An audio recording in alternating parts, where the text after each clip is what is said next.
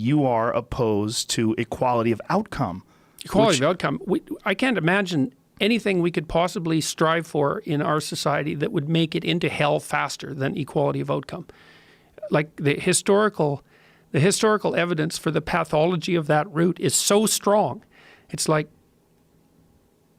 you have to be historically ignorant beyond belief or malevolent or resentful beyond comprehension in order to think that that's a good idea. If you have real true freedom, you're never going to have equality of outcome.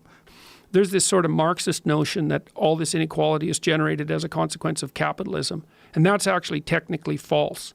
Because if you look at, there seems to be something like a law of nature that's described by this statistical model called the Pareto distribution.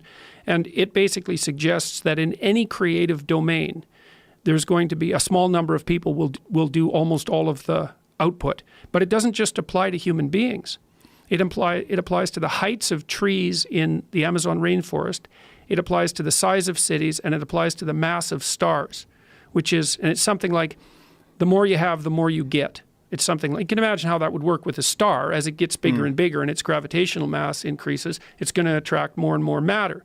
And then as a city grows, well, more and more people are excited to move there because of all the opportunities. And so some cities start to grow tremendously and others don't. But this phenomena where a small number of people end up controlling a tremendous proportion of the resource is not only limited to money, and it doesn't only occur in capitalist societies. It occurs everywhere. It's like a natural law. So you see the same thing with number of points scored by a spectacular sports figure.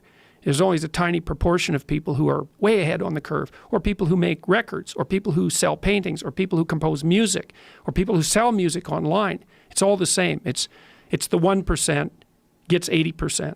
And so, well, first, we can't blame that on capitalism.